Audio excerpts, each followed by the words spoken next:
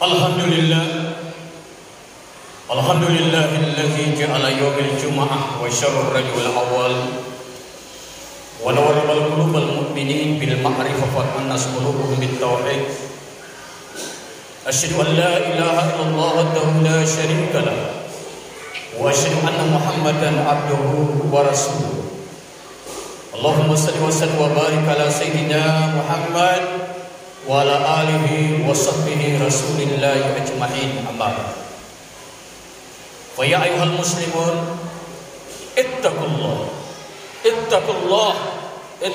haqqa tuqatih wa la tamutunna illa wa antum muslimun.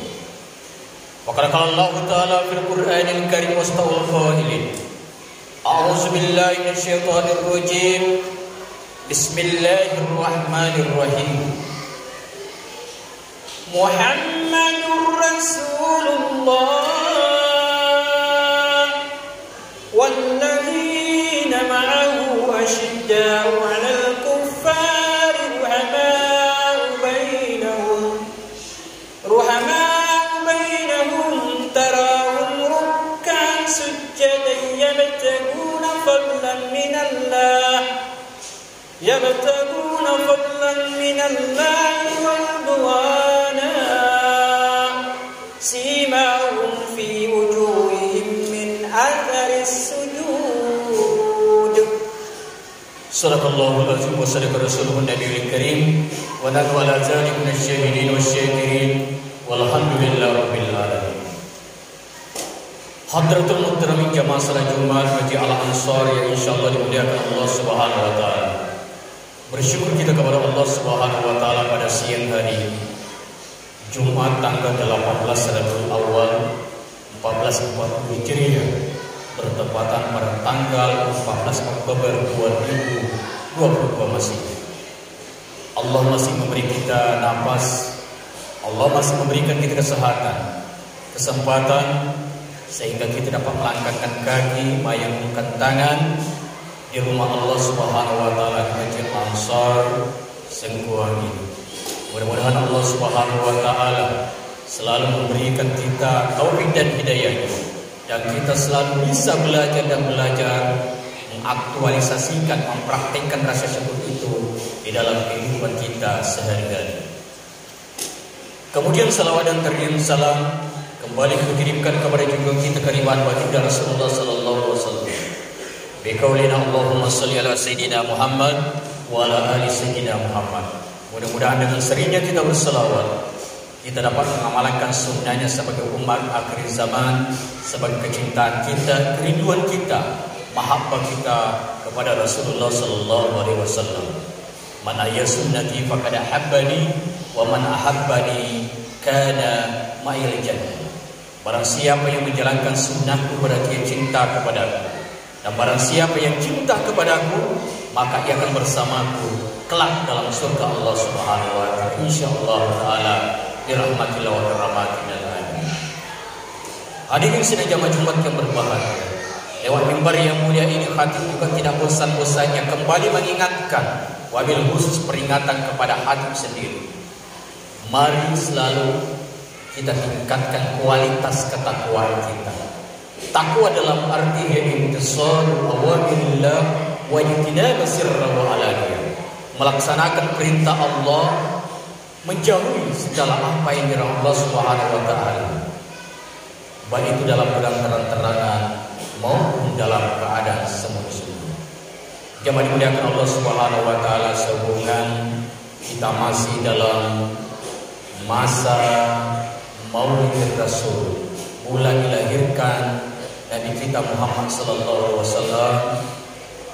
Di mana-mana di masjid-masjid yang mengikuti daripada suatu tradisi daripada Al-Imam Syafi'i yang mayoritas berpaham di negeri kita Ahlussunnah wal Jamaah, memperingati daripada peringatan Maulid Rasul.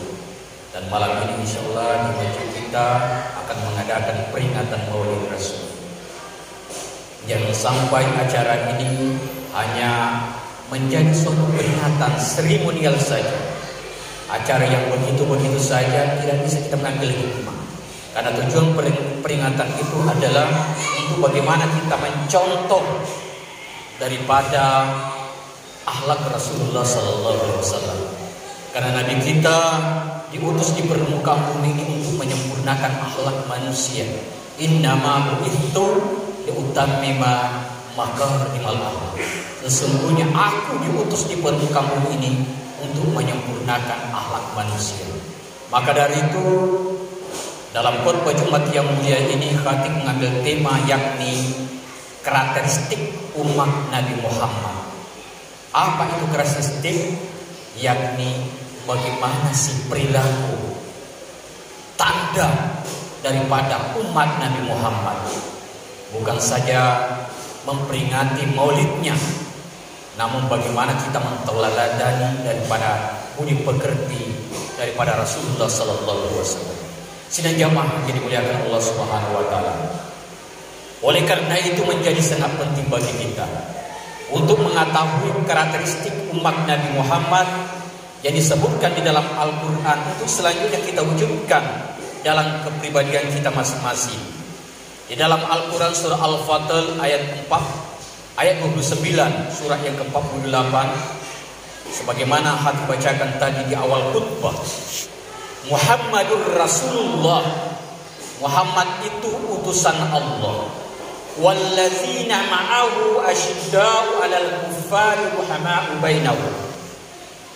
Dan orang-orang yang bersama dan dia adalah keras terhadap orang kafir, tetapi berkasih sayang sesama mereka. Tarahum ruk'an sujadan yabtaguna fadlan minallahi wa ridwan. Kamu lihat mereka rukuk dan sujud mencari karunia Allah dan keredaannya. Simahum fi wujuhihim min atharis sujud. Itulah tanda-tanda mereka, tampak pada mereka dari bekas sujud mereka. Jamaah yang dirahmati Allah Subhanahu wa taala. Dari ayat ini kita bisa menyimpulkan ada beberapa hal karakteristik daripada umat Nabi Muhammad sallallahu alaihi wasallam. Kita inilah umat Nabi Muhammad. Ciri yang pertama adalah bersikap keras kepada orang-orang kafir. Sikap keras yang dimaksud bukan berarti kita tidak boleh saling menghormati, lalu malah kita saling membunuh. Sama sekali tidak. Seorang muslim tetap harus menghormati penganut agama lain selama mereka bisa menghormati kaum muslimin. Akan tetapi bila mereka tidak bersikap hormat, maka kaum muslimin harus menunjukkan sikap kerasnya. Yang dimaksud dengan bersikap keras kepada orang kafir adalah tidak mau kompromi dalam masalah sikap mempertahankan kebenaran agama yang kita yakini dalam perjuangan menegakkannya. Sejak zaman Nabi SAW, orang-orang kafir selalu meraih agar kaum muslimin tidak mendakwakan dan menegakkan ajaran Islam. Dalam hal ini dengan tegas kaum muslim tidak boleh terkena godaan dan rayuan, bahkan siksaan orang kafir sekalipun. Inilah memang sikap yang harus ditiru oleh kaum muslimin dari Rasulullah sallallahu alaihi wasallam. Sebagaimana jawaban Nabi sallallahu alaihi wasallam untuk orang-orang kafir ketika Nabi diminta berhenti menyebarkan Islam dengan janji imbalan dunia. Imbalan yang menggiurkan Nabi menjawab tawaran itu mereka dengan mengatakan, Wallahu la wada'u syamsa fi yamini wal kabra fi shimali ala anna ataturkal hasan amra ma taraktu hatta yudhira Allah au ahliha illa. Wahai paman Abu Lahab, Abu Jahal, demi Allah, seandainya mereka bisa meletakkan matahari tangan kanan dan bulan di tangan kiriku agar aku meninggalkan urusan dakwah ini, niscaya tidak aku tinggalkan sebelum aku diberikan keberhasilan oleh Allah atau binasa karenanya. Ketika orang kafir mengajak dan merayu lagi dengan melaksanakan ibadah bersama yang tidak mungkin dilakukan, dengan tegas Nabi menjawab, Kul ya ayyuhal kafir, Katakanlah, hai orang-orang kafir, la a'budu ma ta'budun, aku tidak akan menyembah apa yang kamu sembah. Wala antum a'biduna ma a'bud, dan kamu bukan penyembah Tuhan yang aku sembah. Wala ana a'budu ma abadtum, dan kamu tidak pernah menjadi penyembah Tuhan yang aku sembah. Wala antum a'biduna ma a'bud, dan kamu tidak pula menjadi penyembah Tuhan yang aku sembah. Lakum dinukum waliyadin. Ini ayat yang terakhir daripada surah Al-Kahfi, jelas dalam toleransi, dalam beragama, untuk mula agamamu dan untuk pula agama. Hadirin yang berbahagia, demikianlah sikap keras yang dianjurkan dalam agama kita. Sikap yang kedua, tanda umat Nabi Muhammad SAW adalah yang merupakan ciri khas selalu berkasih sayang kepada kaum muslimin. Maka sebagai muslim kita harus saling bahu-membahu dalam menegakkan kebenaran Islam. Apalagi ajaran Islam ini memang tidak mungkin bisa kita tegakkan sendiri-sendiri, karena sifatnya tolong menolong di antara kita harus kita wujudkan. Mathalul mu'minina fi tarahum kamasil jasad iza syukat usulullahu sa'id jasadi fi sahar wal khulud. Perumpamaan seorang mukmin dalam berkasih sayang adalah laksana sebatang tubuh yang apabila satu anggota yang mengadu karena kesakitan, maka terasa panaslah seluruh tubuh dan berjaga-jagalah semuanya tidak mau tidur. Artinya saling bagaimana bertolong menolong, saling berkasih sayang, saling memahami. Innamal mu'minuna ikhwatun faslihu baina ahwaikum. Surah Al-Hujurat ayat 10. Sesungguhnya orang mukmin itu bersaudara, maka damaikanlah di antara saudara. Sidang jamaah Jumat Masjid Al-Ansar yang dimuliakan Allah Subhanahu wa taala. Ciri yang terakhir yang hati dapat sampaikan dalam khutbah yang singkat ini adalah ciri umat Nabi Muhammad atau tanda umat Nabi Muhammad adalah ruku dan sujud kepada Allah. Dalam arti amat mantap dalam melakukan penghambaan kepada Allah. Kita beribadah bukan karena mengharapkan karena surganya Allah, bukan karena kita takut daripada siksa neraka, karena kita takut melanggar larangan Allah, tapi betul-betul karena mahabbah kita, cinta kepada Allah. Kita laksanakan perintahnya tadi, kita jauhi larangannya. Cinta kepada Allah, maka begitulah cinta setelus-telusnya kita kepada Rasulullah SAW, untuk bagaimana kita ruku sujud kepada Allah Subhanahu wa taala. Syekh Mustafa Mansur dalam bukunya Al-Hayatu fil Mihrab As-Sur menyatakan, Nabi SAW ketika menghadapi persoalan penting, beliau berlindung melalui sholat. Ruku dan sujud dalam sholatnya dilakukan secara khusyuk dengan membawa rasa dekat kepada Allah. Dan bersama Allah pula beliau merasa berada dalam keadaan di suatu tempat sandaran yang kokoh, sehingga merasakan amat tenteram, percaya diri, dan penuh keyakinan serta mempunyai perasaan damai, sabar terhadap segala bentuk ujian dan cobaan, serta rela terhadap takdir Allah. Hadirin saudara-saudaraku jamaah Jumat yang berbahagia, mudah-mudahan kita sebagai umat Nabi Muhammad di akhir zaman ini kita dapat mencontoh daripada suri teladan kita, akhlak-akhlak Rasulullah, sehingga kita menjadi tanda-tanda daripada umat Nabi Muhammad sallallahu alaihi wasallam. Karena manakala kita sifat ini lekat dalam kehidupan kita bersama, maka kita akan menjadi umat yang kuat, memiliki izzah yang membuat orang-orang kafir tidak senang kepada kaum muslimin, dan kita tetap memberikan contoh yang terbaik kepada mereka. Demikianlah khutbah yang hati dapat sampaikan dalam Jumat yang mulia ini, semoga bermanfaat bagi kita bersama. Barakallahu lakum fil Qur'anil Karim wa nafa'ani wa iyyakum bil ayati wasil hakim. Innahu as-sami'ul alim wastaghfirullahal azim li wa lakum innahu huwal ghafurur rahim. Allahumma shalli ala Muhammad, Allahumma shalli ala sayyidina Muhammad, Allahumma shalli ala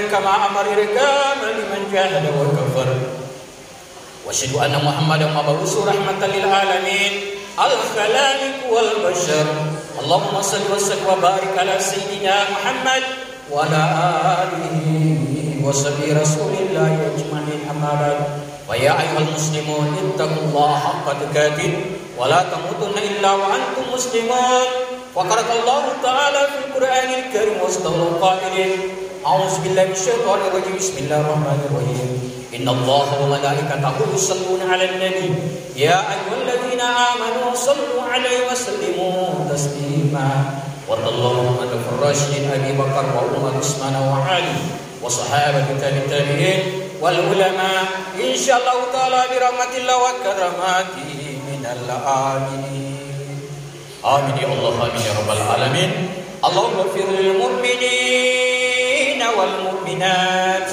والمسلمين والمسلمات الأحياء منهم والأموات إنك سميع كريم مجيب الدعوات يا قاضي الحاجات اللهم نور قلوبنا يا الله وقلب رسولك يا الله بنور بهداية بنور إيمان والإسلام بحقنا بالتقوى والاستقامة وتوكلنا وإليك أنبنا وإليك المصير اللهم أعز الإسلام والمسلمين وانصر عساكره إلى يوم الدين ووسع عبادك المذلين من أمة محمد صلى الله عليه وسلم شفاعة إلى يوم القيامة نسألك رضاك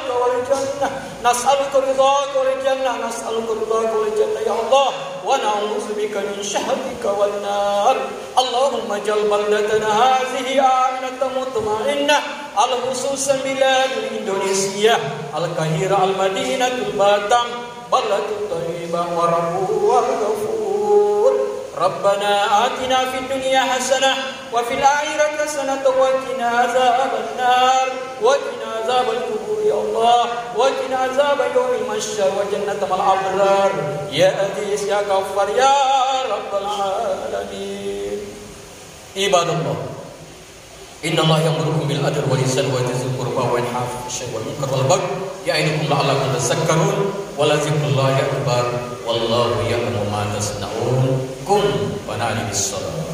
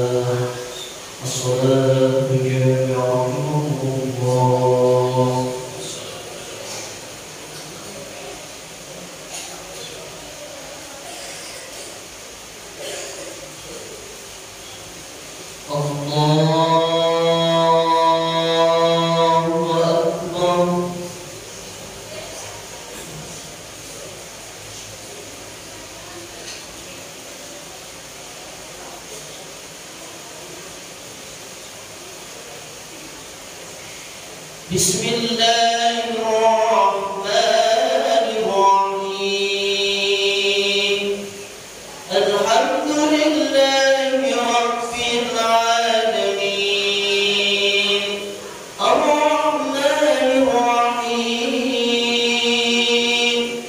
مالك يوم الدين إياك نعبد وإياك نستعين اهدنا الصراط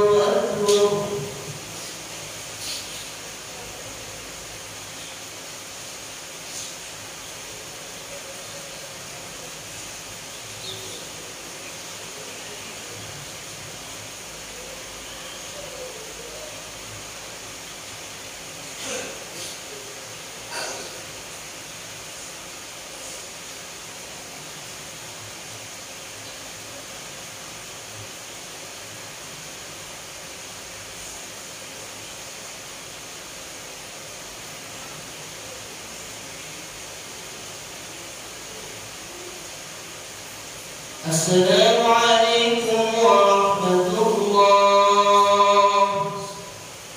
السلام عليكم.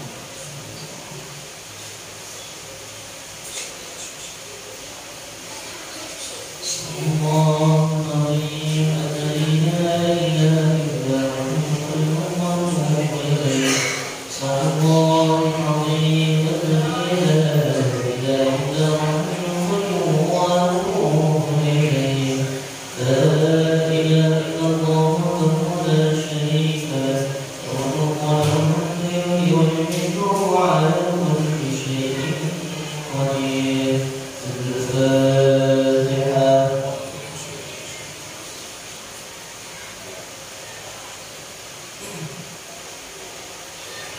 أعوذ بالله من الشيطان الرجيم. بسم الله الرحمن الرحيم.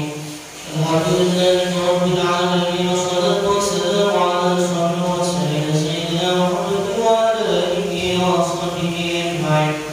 الذي يوافينا ويكافي مزيدا يا ربنا الحمد كما ينبغي لإكرامك بالكريم وعظيم سلطانك. اللهم صل على سيدنا محمد وصلاة تهدينا بها في جميع